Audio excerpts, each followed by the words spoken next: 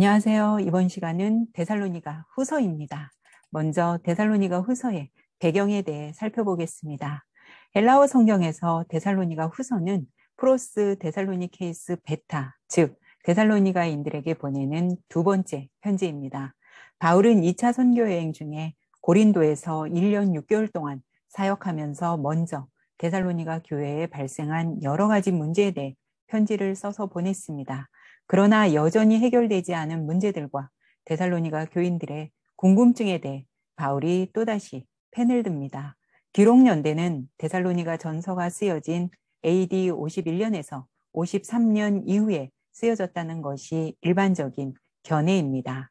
데살로니가 후서의 기록 목적을 보겠습니다. 바울은 자신이 데살로니가 전서에서 종말론에 대해 설명했음에도 데살로니가의 일부 성도들이 예수님의 재림에 대한 편지의 내용을 자의적으로 해석하고 오해한 부분이 있었습니다. 데살로니가 성도들은 바울이 보낸 편지를 읽으며 바울이 반복해서 강조한 주의 강림이라는 단어에 지나치게 집중하게 되었습니다. 그러다 결국 데살로니가 교인 중 몇몇이 일은 하지 않고 오직 주님의 재림만을 강조하며 오히려 다른 사람의 일까지 방해하고 있었습니다. 이 소식을 들은 바울이 다시 편지를 보내 그들을 권면하며 성실하게 신앙생활을 할 것과 일상생활에 충실할 것을 당부하며 두 번째 편지를 쓴 것이 데살로니가 후서입니다. 데살로니가 후서의 구성을 살펴보겠습니다. 데살로니가 후서는 세 부분으로 나눌 수 있습니다. 1장은 박해받는 성도들을 격려함, 2장은 예수 그리스도의 재림에 대한 교훈, 3장은 성도들을 위한 권면입니다. 데살로니가 후서의 핵심어는 핍박과 일입니다. 하나님의 말씀에 굴복하지 않는 율법주의적 유대인들이 새로 개종한 성도들을 계속해서 핍박하였습니다. 또한 예수 그리스도께서 곧 재림하신다고 믿고 아무런 일도 하지 않는 사람들이 생겨났습니다. 이런 이유로 사도 바울은 데살로니가 성도들에게 게으르지 말고 인내와 부지런함으로 열심히 오늘을 살고 일하라고 권면합니다. 데살로니가 후서의 특징에 대해 살펴보겠습니다. 데살로니가 후서의 문체는 데살로니가 전서에와 같이 감사와 따뜻함이 묻어있기보다는 다소 격렬함이 느껴집니다. 데살로니가 전서는 예수 그리스도의 재림을 강조하는 반면 데살로니가 후서는 심판자로서 그리스도의 권위 있는 모습이 더 드러납니다. 데살로니가 전서에는 종말의 날이 곧 도래할 것처럼 묘사되었지만 데살로니가 후서는 훨씬 덜 긴박해 보이는 인상을 줍니다. 데살로니가 후서에서 바울은 재림을 설명하면서 유대교 묵시 문학적인 개념을 언급하고 본 서신은 교리적이기보다는 실천적인 면에 더 중점을 두었다고 볼 수 있습니다. 1장의 내용을 보겠습니다. 첫 번째 편지와 같은 세 명의 저자, 곧 바울, 실로아노, 그리고 디모데가 등장합니다.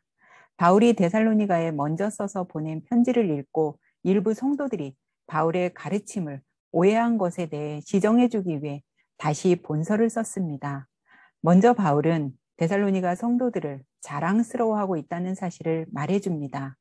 그러면서 그들이 당하고 있는 고통이 영원한 것이 아님을 말합니다. 환난을 받더라도 잘 견디면 하나님이 안식으로 갚아주실 것과 보상해 주실 것을 위로합니다. 하나님을 모르는 자들과 예수님의 복음에 복종하지 않는 자들에게는 형벌이 있음을 말합니다. 2장의 내용을 보겠습니다.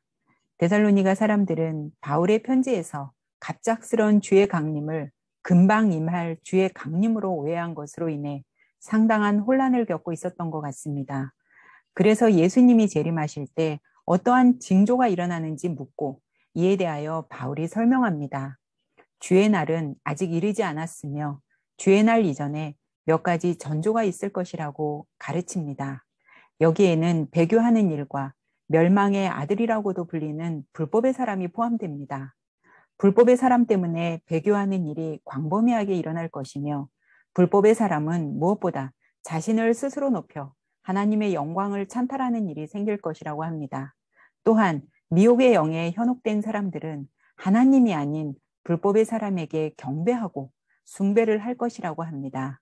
그러나 하나님께서 정하신 때가 이르면 예수 그리스도께서 온 우주의 심판자로 강림하시어 사탄의 모든 악행을 심판하실 것을 교훈합니다. 그리하여 거짓 가르침을 잘 분별하고 거짓 진리에 미혹되지 않도록 경고합니다. 3장의 내용을 보겠습니다. 예수님이 금방 재림할 것이라고 믿는 게으른 성도들에게 일하기 싫으면 먹지도 말라고 경고합니다. 그러면서 바울은 자기 자신을 예로 들며 자신은 데살로니가 성도들에게 재정적인 부담을 주지 않으려고 자비량으로 열심히 일했음을 언급합니다. 바울과 그의 동역자들은 당연히 지원을 받을 권리가 있었지만 그 권리를 사용하지 않았음 또한 언급합니다. 바울은 일상의 삶을 잘 살라고 하며 무질서하게 행하지 말고 누구에게서든지 음식을 값없이 먹지 말고 아무에게도 폐를 끼치지 말라고 합니다. 이웃과 나누기에 힘쓰고 열심히 기도하고 선을 행하다가 낙심하지 말라며 단호한 경고로 마무리합니다. 예수 그리스도의 초림과 재림 사이를 살아가는 모든 그리스도인들에게 일에 대한 규례와 대인관계에 대한 규례를 잘 지키며 살아갈 것을 당부합니다. 성도들은 혹여 내일이 종말의 날이라고 하더라도 자기가 맡은 일에 열심히 임하는 것이 종말을 올바르게 준비하는 태도라고 일컫습니다. 성도는 세상 한가운데서 세상과 구별된 삶을 살아야 하며 그리스도의 복음이 온전히 전파되도록 기도와 전도에 더 힘써야 한다고 부탁하며 본 서신을 맺습니다.